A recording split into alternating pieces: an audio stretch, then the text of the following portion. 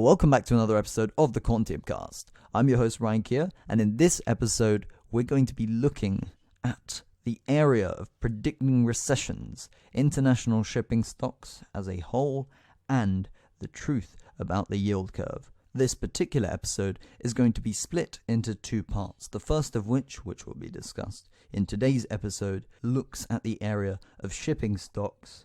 Some companies will also be discussed, including the likes of Hapag LLoyd and Maersk. We'll be diving deep into the company's financials as of the 2019 full year reports, and we're also going to be discussing some particular elements that can influence some trading ideas for these stocks. And in the next part, which will come out probably at some point over the next couple of days, we'll be looking at how to predict a recession. But in order to analyze one particular way, we're going to have to look at the idea, or more so the concept, of the yield curve. And then once we understand that, we'll try and see whether it's a reliable tool using current events and also past data. So, as we see another volatility-packed week come to an end, we start looking across indexes. The S&P 500 holding above its $2,800 level of support, around 28.19 at the moment. If we look at the FTSE 100, the FTSE 100 is holding above £58 a contract, actually up 1.43% today. And this has kind of been in a chop, along with most other indexes that you can look at. To be completely honest, I got caught out on the chop myself too. I was short BT Group at 99.44, and I expected it to hold sub 100. The index is reversed. The chop continued. I thought it was over, and I got stopped out at around 102-ish. I had my stop loss in. I didn't expect it to get hit. I got stopped out. That was really how it played out. The index is reversed. I didn't expect that reversal. Now, if I look today, less than 24 hours after that trade getting cut out on a loss, the interesting thing is BT went up something like 6-7% and spiked all the way at highs of 112 pence a share. So I would have lost maybe 4, 5, 6 times as much as I did before, which to me breached a loss limit by 2 times. So having risk management in our investment practices is very important. Let's think about it. Assume you bought into shares of a company at, £10 a share, and their shares went to £5 a share. You were down 50% and you had no more capital to buy into it, which is obviously a bad strategy, but say that would be a hypothetical situation, right? And you don't sell because you're down 50%. Your strategy is, I'm not going to sell until I'm in the money. What if that company went bust a year later? You would go through all that strain, all that mental torture to simply prove that you're right when you know you're wrong. You just don't want to accept it. That's a big problem when we start trading, when we start investing, trying to generate some returns. Sometimes you have to have these risk limits, and once they're breached, close your position. So before we look at shipping stocks, the example I used for this whole discipline of risk management was BT. I shorted at 99.44 and I got stopped out at around 102 pence a share. And that was intraday. I used a bit of leverage, so I did lose quite a fair bit, considering that was more than the day's volatility that I'd expected.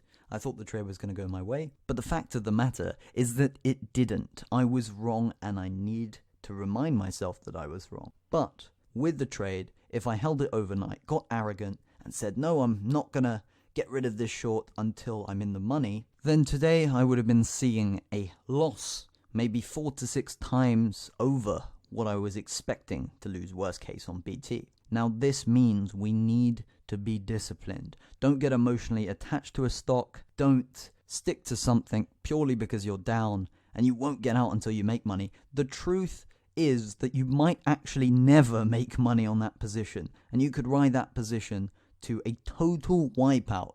We don't want this to happen. The reason why I wanted to dedicate a part of this podcast to this idea of risk management is that a lot of us make these mistakes time and time again, and we will not admit we're wrong. We're afraid of it. It seems that some of us in the investing community are afraid within of being subject to public scrutiny just because we make a mistake. Whether you're trading or you're investing or you're simply looking as a way to allocate some of your funds to some growing markets, being wrong is normal. It's all part of the process. We learn.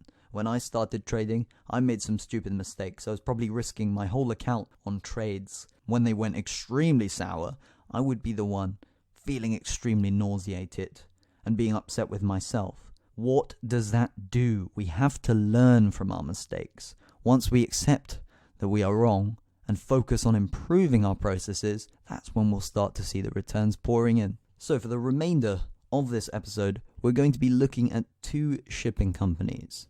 One being Hapag LLoyd and the second being Maersk. Just a quick note before anybody gets confused when looking at the live valuation versus what we're talking about right now. In this episode, all valuations are taken as of the 8th of May 2020. The exact time where they were all updated was 3:24 p.m. British summertime. So Hapag LLoyd is a German international shipping company, one of the top 10 shipping liners worldwide. Maersk happens to be one of the largest 10 shipping liners worldwide as well, albeit it is a Danish company. It does anything from inland freight to shipping associated services like supply chain management and delivery. We're going to start by looking at the financials of Maersk purely because they seem to be quite a fairly valued company. That, of course, is accounting for the current risk from the global disruption as a result of COVID-19, the coronavirus, that at the moment is a huge worry for international businesses, especially those involved in the shipping sector. Further from this, Maersk actually released a statement expecting lower international trade volumes with regards to shipping containers in specific, and they've got an interesting way of measuring their sales of these units. They've got TEUs, which are called 20-foot units, and then you've got FEUs, which are 40-foot units, and there are different specifications within as well. But what's important to know is that on the whole, shipping container volumes are expected to be much lower than expected, definitely as a result of disruptions to the supply chain, but also as a result of lower demand. Why?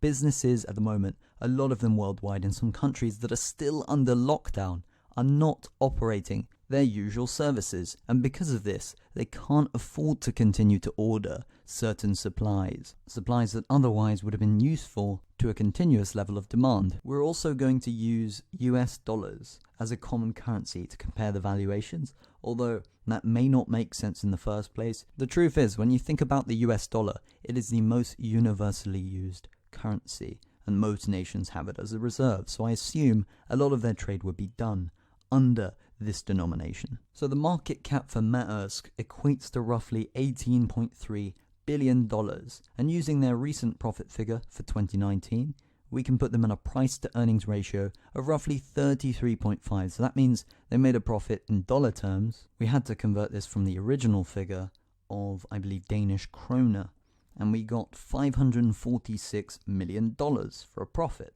And that was for the whole of 2019 from continuing operations. That was the most important figure for us. A price-to-earnings ratio of 33.5, if you look across other companies on that top 10 list of shipping liners, is fairly normal. That's also considering the fact that Maersk's shares are actually quite a bit off versus their level pre-coronavirus crisis. If we think about liquidity relative to their market cap, they've got cash of just under $5 billion, and that's up considering higher borrowings from 2018 to 2020, and that took them up from their 2018 cash figure of just under $3 billion. So to be roughly $2 billion higher in cash and bank equivalents is a good sign for a company that could be losing up to 50% of its revenues, at least in the first quarter of 2020. They're also quite a kingpin when it comes to revenue.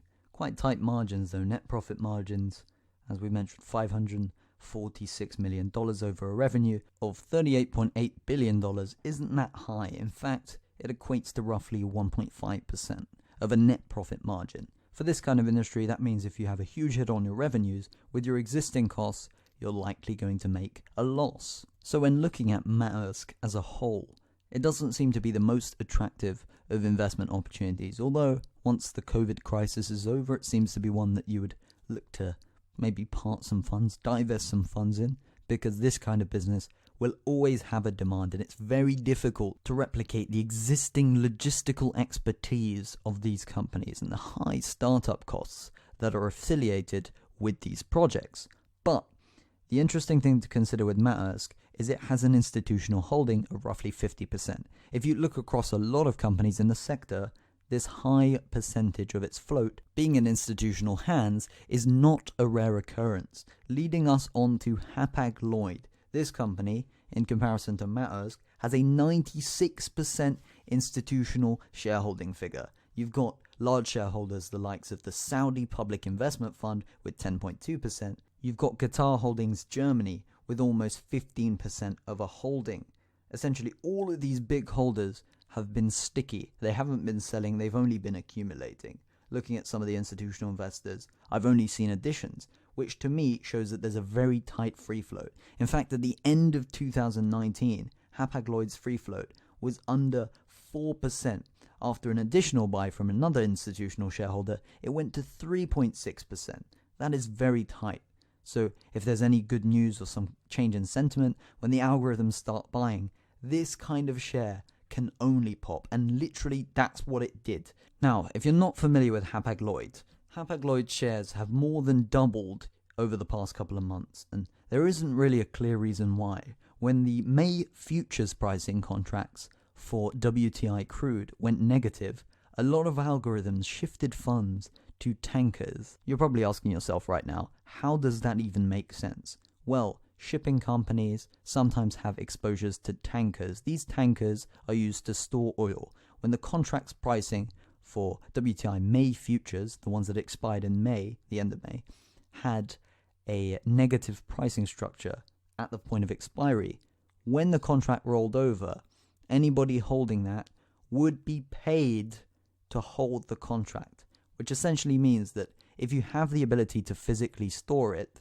you would be able to get paid $40 a barrel, which is crazy. It doesn't make sense to most people's logic, but it actually happened. It's one of those unorthodox events that you don't expect happening, but they happen. The problem is, after Hapag-Lloyd shares more than doubled as a result of this, the company came out and said that we don't intend to store oil. We don't have the capability to do so. And the CEO actually was quoted saying, "I have no idea why the shares have risen by more than 100% in recent weeks." The shares didn't react to that statement. Well, they did fall 10%, but those losses were recovered by the end of the day, and the shares went to make new all-time highs at around 182 euros a share. Let's compare the market cap. Before this rise, Hapag-Lloyd had a price-to-earnings ratio about the same of Maersk right now, roughly 33 to 34, depending on how you'd measure it. But with the market cap now, that price-to-earnings ratio is now almost 70. The market cap is roughly $30 billion from the date we measured, and actually at the current date, the market cap is almost $35 billion. So if we're talking about a comparison, it's almost double the valuation of Maersk, and Hapag-Lloyd has always been smaller than Maersk, which is confusing. The cash and cash equivalents are literally almost, in fact, a little bit more than a tenth of what Maersk has. In 2019, the cash balances for Hapag-Lloyd equated to roughly $554 million, and in 2018, this figure was higher. So despite Maersk having an appreciation in the value of its cash, Hapag-Lloyd has actually lowered its cash balances in comparison to the year before. Hapag-Lloyd saw a 2019 profit of roughly $404 million on a revenue of $13.65 billion. So once again, the PE is almost 70, maybe even more considering the current rise in the price. Today, it's made a new all-time high. This is as of the 15th of May 2020. And this float issue seems to be one of the reasons why the shares haven't fallen back down, and they may continue to rise even higher in line with index movement. If the indexes break out of this current chop, Hapag-Lloyd shares could move even higher. If futures go negative again, you'd be surprised. Algorithms aren't that smart sometimes, and they could make the same mistake. So here's an idea. Why not wait until this rise for Hapag-Lloyd gets extremely exhausted, and then take a positional play on the expectations that this half year of earnings will be really weak. Now, looking at the current share price, it's 182 euros. That is about to break all-time highs, and it could go much higher. But once this rise gets exhausted, say in the low 200s or so, 200 euros, 230 euros, a positional play on a reversion to the fair value, which to be honest is less than whatever Maersk is, to say the least. Its valuation could be half of what it is now. So a trade from, say, 230 euros, some crazy number like that, would then get you potentially 50% on a positional play. This would be a long-term position, 20 to 60 days, maybe 100 or so. But the risk reward is quite decent. You could probably risk about 20% and make potentially 50%. Hapag LLoyd can't store oil, so there's no real reason for them rising, except for the fact that the float is super tight. Sooner or later, the investors are going to be strapped for cash, whether that's the Saudi Public Investment Fund, where there's super huge deficits in Saudi Arabia, or Qatar having lower revenues from oil, the same as Saudi, or just the other institutional shareholders getting tired to the point where they need liquidity to cover margin calls or buy cheaper positions elsewhere, those that are more fairly valued than this current position, assuming they're long. That could be possible. But here's the thing, if you disagree with this idea, I think that Hapag LLoyd is actually fairly priced, if not still cheap, and even in those levels, say if it goes to 230 euros or so a share, if it's still cheap, then you may want to go long Maersk on a reversion to a fairer value. Maybe Maersk is cheap, because Hapag LLoyd is double the valuation, if not more. Maersk could make 50% for an investor if the algorithm switched to go long these areas. Is this a defensive industry? I wouldn't say so. At the moment, it's an industry that is at risk of, say, a second wave of shutdowns. If that happens, then the entire global trade industry, especially for shipping, is at risk and could stand to suffer more than a lot of other industries, such as online retail. For example, we talked in the last episode of companies like ASOS and Boohoo that are absolutely killing it. That's from relative share price performance versus their peers. Nevertheless, I hope that this episode will remind us of the importance of risk management. Even when we may be wrong, we have to admit it and take adequate measures to prevent ourselves from losing much more. For example, with me today, I mentioned with BT, I took a loss yesterday of roughly 2%. I used a fair bit of margin, so I had quite a bit of capital and risk, but I cut that position because it went against me. If I held today overnight, I would have lost a lot more money than I would have initially planned for.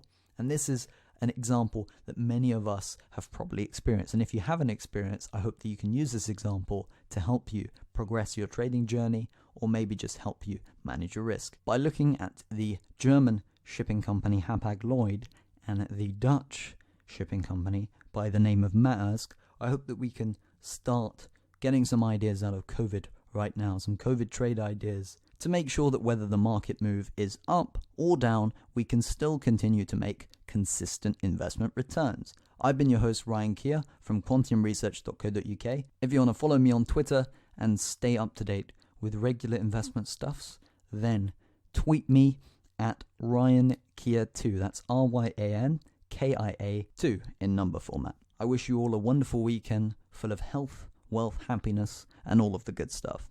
Until next time.